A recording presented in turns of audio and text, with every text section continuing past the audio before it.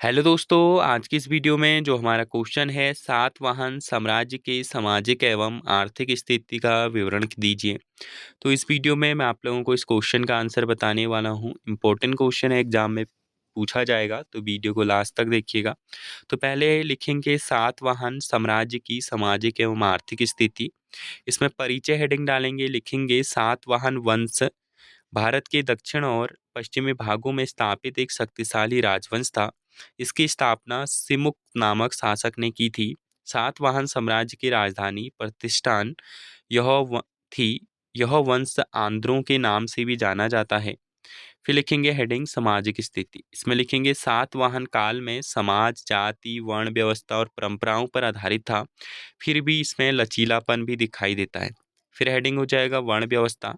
वर्ण व्यवस्था विद्यमान थी, ब्राह्मण क्षत्रिय वैश्य और शूद्र। सातवाहन शासक गौतमीपुत्र सातकर्णी ने स्वयं को ब्राह्मणों का रक्षक और शूद्रों का विनाशक कहा है। इससे वर्ण व्यवस्था की स्थिति स्पष्ट होती है। यद्यपि दक्षिण भारत में वर्ण व्यवस्था इतनी कठोर नहीं थी जितनी उत्तर भारत में। फिर लिखेंगे महिलाओं की स्थिति।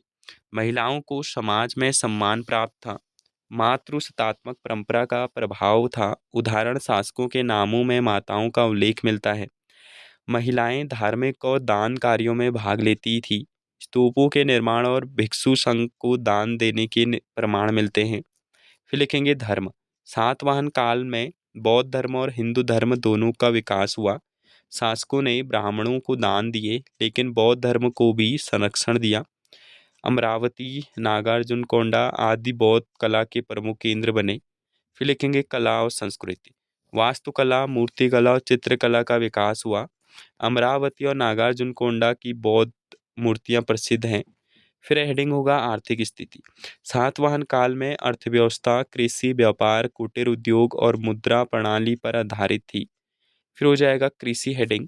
कृषि प्रमुख आर्थिक गतिविधि थी। नदियों के किनारे उपजाऊ भूमि में खेती होती थी, विशेषतः गोदावरी और कृष्णा नदी क्षेत्र। फिर भूमि कर वसूला जाता था। फिर लिखेंगे व्यापार और वाणिज्य। आंतरिक और बाह्य व्यापार उन्नत था। रोमन साम्राज्य से व्यापार के प्रमाण हैं। रोम की सोने की मुद्राएं भारत में पाई गई हैं। सातवाहनों ने व्यापारिक मार्गों की रक्षा के लिए बंदरगाह और चौकियां बनवाई। फिर हो जाएगा प्रमुख बंदरगाह। इसमें हो जाएगा हमारा भारूकच, सोपारा, मस्की, ताम्रलिप्ति। फिर इसमें लिखेंगे कुटीर उद्योग और शिल्प हेडिंग। कपड़ा बुनाई, धातु शिल्प, मनका निर्माण, मिट्टी के बर्तन बनाना आदि प्रसिद्ध थे। फिर लिखेंगे विशेष रूप से सूत की बुनाई सातवाहन काल में उन्नत थी। फिर लिखेंगे मुद्रा व्यवस्था। सातवाहन शासकों ने धातु की मुद्राएं चलाई। लेड तांबा कांसा आदि की। सिक्कों पर प्राकृतिक भाषा और ब्राह्मी लिपि का प्रयोग होता है यथा। फिर लिखेंगे निष्कर्ष। सातवाहन साम्राज्य का सामाजिक ढांचा धार्मिक सहिष्णुता मातृत्वात्मक परंपरा और वर्ण व्यवस्था से युक्त था। आर्थिक दृष्टि से यह काल कृषि व्यापार और शिल्पकला की दृष्टि से समृद्ध था।